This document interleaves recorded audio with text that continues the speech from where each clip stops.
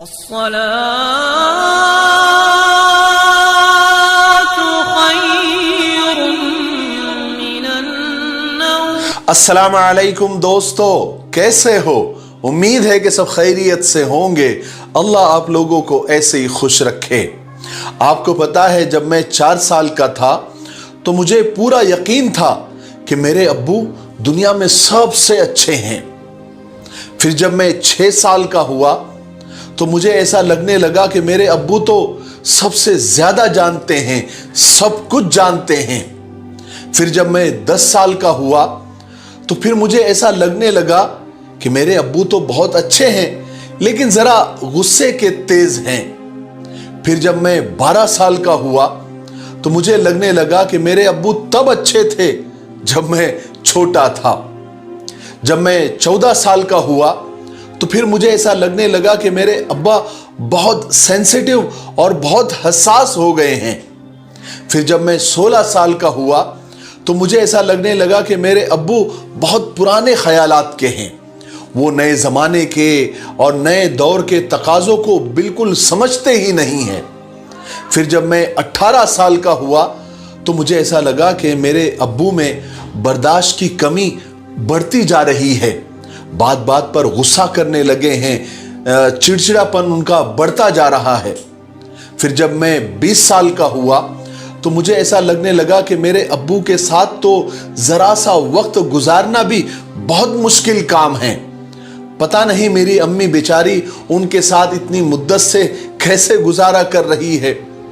फिर जब मैं 25 साल का जवान हुआ तो मुझे ऐसा लगने लगा कि मेरे अब्बू को तो मेरी हर चीज पर एतराज है, जो भी मैं करता हूं वो उस पर एतराज ही करते हैं। जब मैं 30 साल का हुआ तब तो मुझे ऐसा लगने लगा कि मेरे अब्बू के साथ मेरा एक साथ रहना अब बहुत मुश्किल काम है। शायद मेरे दादा जान को भी मेरे अब्बू से यही शिकायत होती होगी जो मुझे उनसे है। लेकिन जब मैं 40 साल का हुआ तब मुझे ऐसा लगा कि मेरे अब्बू ने मेरी परवरिश बहुत अच्छे उसूलों के साथ की है। मुझे भी अपने बच्चों की परवरिश वैसे ही करनी चाहिए।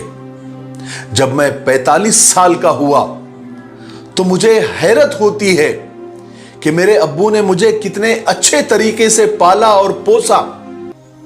फिर जब मैं 50 साल का हुआ तो फिर मुझे ऐसा लगने लगा कि बच्चों की तरबियत, बच्चों को पालना पोसना बहुत ही मुश्किल काम है। पता नहीं अब्बू ने मेरी तालीम और तरबियत और परवरिश कितनी तकलीफों से वो गुजरे होंगे।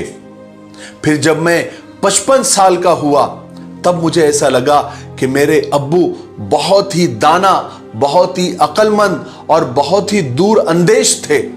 उन्होंने हमारी परवरिश और तालीम और तरबियत के लिए बहुत जबरदस्त मंसूबाबंदी और प्लानिंग की थी। फिर आखिरकार जब मैं 60 साल का हुआ तब मुझे यह एहसास हुआ कि मेरे अब्बू तो सबसे अच्छे हैं। क्या आपने गौर किया, इस दायरे को मुकम्मल होने में 60 साल लग गए और बात आखिर पहले वाले ही कदम पर आकर रुक गई कि मेरे अब्बू तो सबसे अच्छे हैं। आइए हम अपने माँ बाप, अपने वालिदैन के साथ बेहतरीन सलूक करें, उनके सामने उफ तक न करें, क्योंकि वही दुनिया में सबसे अच्छे हैं। वही हमारे लिए जहन्नम का रास्ता है और वही हमारी जन्नत है। अगर हम उनकी नाफरमानी करेंगे तो जहन्नम में जाएंगे, अगर उनकी फर्मा बरदारी करेंगे, उनकी खिदमत करेंगे तो जन्नत का रास्ता हमारे लिए साफ है। आखिर में मलिक ज़ादा जावेद की एक गजल पर अपनी बात को खत्म करता हूं कि जिधर देखो सितमगर बोलते हैं, कि जिधर देखो सितमगर बोलते हैं, मेरी छत पर कबूतर बोलते हैं। जरा सा नाम और शोहरत पाकर, जरा सा नाम और शोहरत पाकर हम अपने कद से बढ़कर बोलते हैं। खंडर में बैठकर एक बार देखो, खंडर में बैठकर एक बार देखो, गए वक्त के पत्थर बोलते हैं। संभल कर गुफ्तगू करना बुजुर्गो, संभल कर गुफ्तगू करना बुजुर्गो, अब बच्चे पलट कर बोलते हैं। कुछ अपनी जिंदगी में मर चुके हैं, कुछ ऐसे हैं जो मर कर बोलते हैं कि जहन्नम नाम लिखवा लेगा वो अपने, कि जहन्नम नाम लिखवा लेगा वो अपने बुजुर्गों से जो ऊंचा बोलते हैं। जिधर देखो सितमगर बोलते हैं, मेरी छत पर कबूतर बोलते हैं। जरा सा नाम और शोहरत पाकर हम अपने कद से बढ़कर बोलते हैं। अस्सलामु अलैकुम व रहमतुल्लाहि व बरकातुहू।